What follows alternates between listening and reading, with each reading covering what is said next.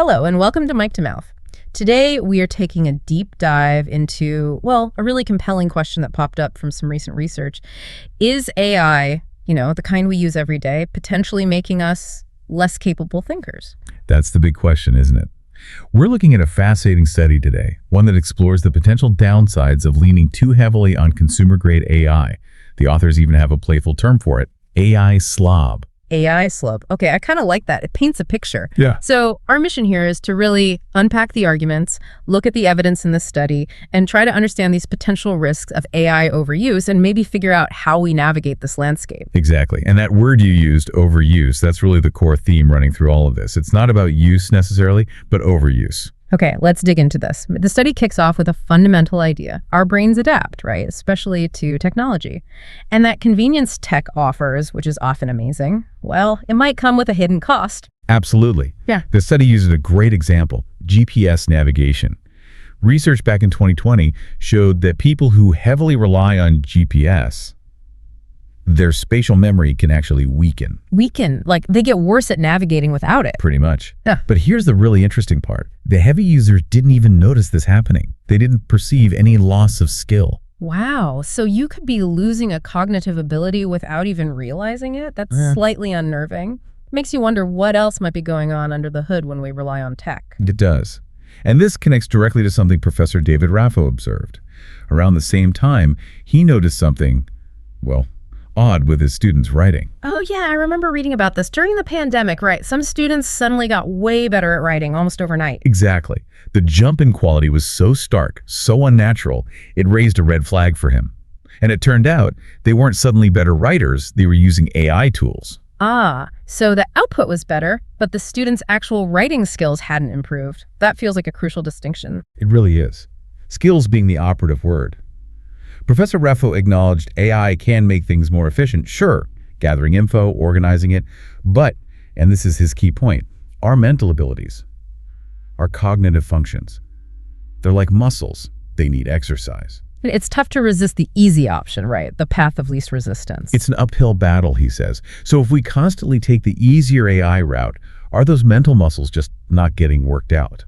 Is that where this idea of mental atrophy comes in? The muscles kind of wasting away from lack of use? That's a good way to think about it. It links up with what researchers like Dr. Anne McKay talk about regarding brain health. Staying mentally active, challenging your brain is crucial. She even notes that high cognitive engagement can help people with actual brain pathology, like Alzheimer's changes, sort of bypass the damage and not show symptoms. So actively using your brain builds resilience, and letting AI do the work might undermine that. That's the concern. And the study gives this a name, right? This outsourcing of thinking. Yeah, cognitive offloading. Can you break that down a bit? Sure. Cognitive offloading is basically using external tools, could be a calculator, a notepad, or in this case, AI, to reduce the mental effort needed for a task. You're letting something else do the heavy lifting, mentally speaking. And what did the study find about how AI use relates to this?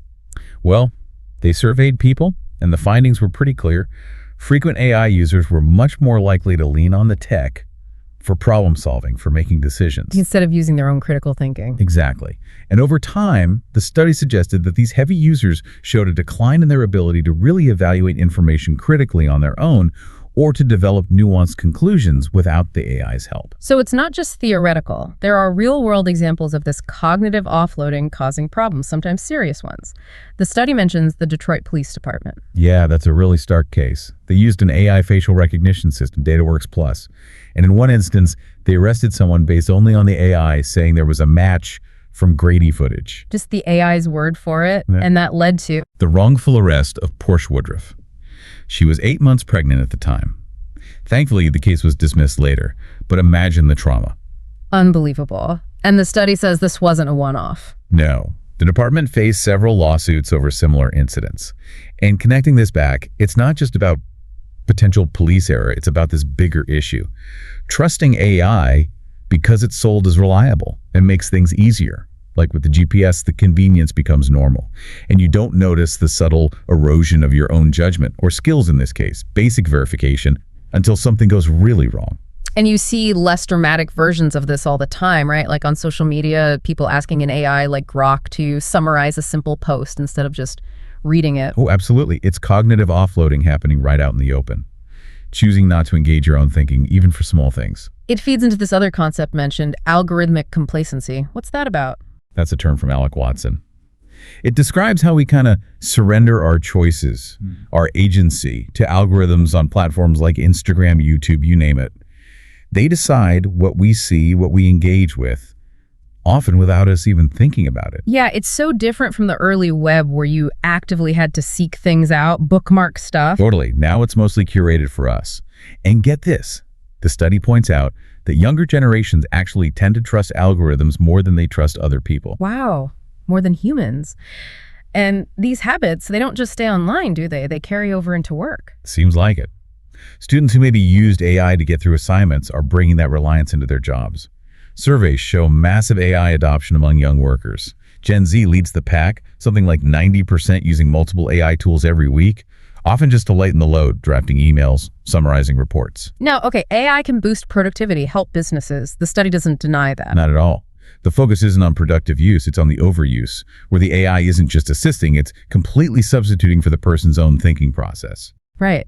Which brings us to this knowledge age dilemma the study talks about. We're past the information age, where finding data was hard. Now AI synthesizes it for us. Sounds good on the surface, but here's the catch raised in the study. What if that AI synthesized knowledge is wrong? Which, let's be honest, current AI often gets things wrong. And what if people can't tell it's wrong? Then our shared understanding of reality starts to wobble. We definitely saw that with the Google AI Overviews launch disaster, didn't we?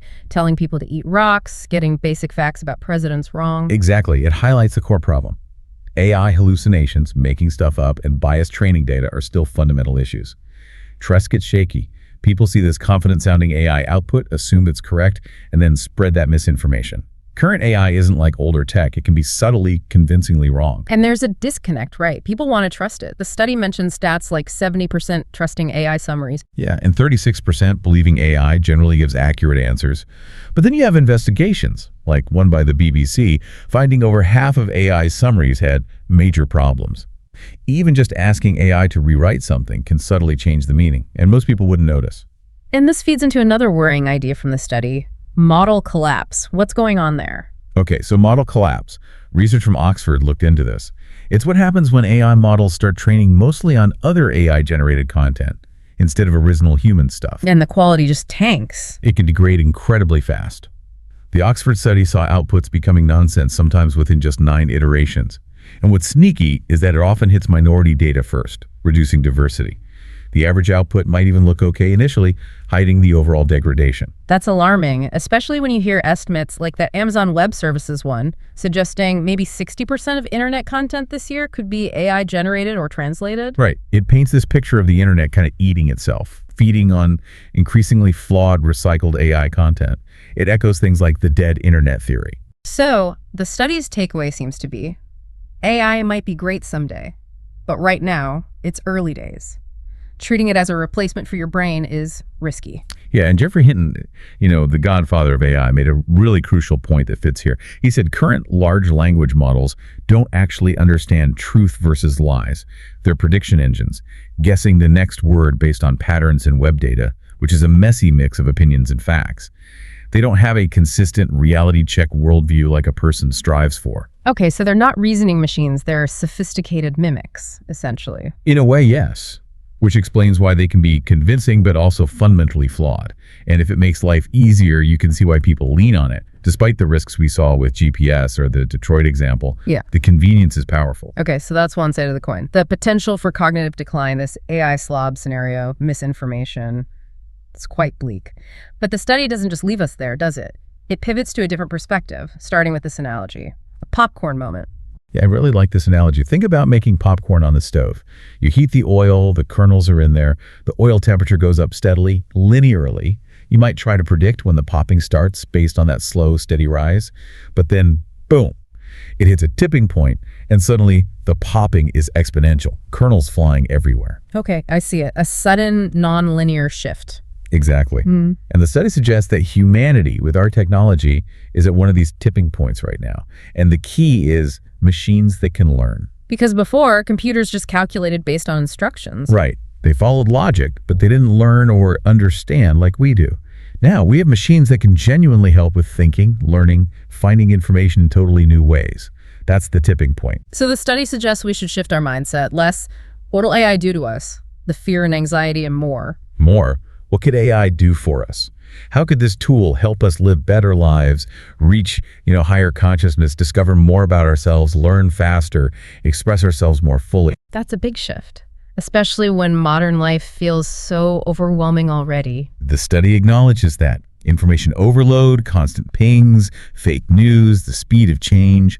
It feels like our brains are fried sometimes. Totally. That Sunday afternoon feeling, looking at the week's to-do list. Exactly. Imagine, the study proposes, if AI could take on a lot of that routine stuff, the boring tasks, the mental drudgery, what if you could get through all that necessary weekly prep by Monday afternoon? Leaving Tuesday to Friday free? Or the stuff you actually want to do? Yeah. Your someday list, your bucket list items, learning, growing, engaging with the world more deeply. The study suggests this isn't some far-off dream, maybe just a few years away, like 200 weeks or so. Wow, that perspective definitely makes you rethink the term artificial intelligence. The study even suggests artificial is part of the problem, making it sound alien or scary. It does. It proposes maybe reframing it. One idea is ambient intelligence. Think of AI not as a machine, but like the people we surround ourselves with, friends, mentors who inspire us, help us learn, help us grow. AI is part of our supportive social sphere. An extension of us, enabling us, not replacing us. That's the idea. Another term they float is augmented intelligence. This one acknowledges, hey, human intelligence has limits. We forget things, we make mistakes, we could be slow. So AI becomes like a personalized tutor. Exactly. A tutor that knows how you learn best, helping you grasp things faster, deeper. Imagine closing that gap between having an experience and actually understanding it, learning the lesson much quicker. Instead of realizing years later, oh, that's what that meant. Right, life's short, right? The study mentions the 4,000 weeks idea, that's about 77 years. Yeah. Augmented intelligence could help us accelerate that journey of self-discovery and understanding, letting us have those breakthroughs during life, not just at the end. So ultimately, it circles back to AI being a tool. A powerful one, maybe the most powerful ever, but still a tool. Like the plow, the printing press, the internet, all revolutionary tools. And like any tool, you need skill to use it well, to do magic with it, as the study says. And we're not just passive recipients here. We're actively creating this AI future right now. We are. So the best case isn't being afraid of AI. It's learning to use it skillfully, maybe to offload the stuff that bogs us down, freeing us up to be more creative, more curious, supporting lifelong learning in ways we couldn't before. And the study suggests that not learning to work with AI productively might actually cause more problems than engaging with it thoughtfully. That's a strong point it makes. Resisting or ignoring it might be riskier than learning to shape its use. So it doesn't have to be the doom scenario. As long as we understand AI's current limits, it's not a perfect brain replacement, it's not a truth machine yet, and focus on using it productively, not just letting it take over our thinking completely. It's about mastering the tool, being intentional, not just passively accepting its convenience. Productive use versus overuse. Okay, so we've explored this real tension, haven't we? The potential downside, cognitive decline, misinformation, that AI slob idea versus this incredible potential for boosting our own intelligence, enhancing learning, freeing up human potential. It's quite the crossroads, which leads us to a final thought really aimed at you, the listener. Given that AI is here, it's not going away, and it's likely to become even more integrated, more ambient, more augmented in our lives. How will you make sure you're shaping that interaction? How will you use it to expand your mind, your abilities, rather than letting it substitute for your own thinking? What's your strategy going to be for productive engagement?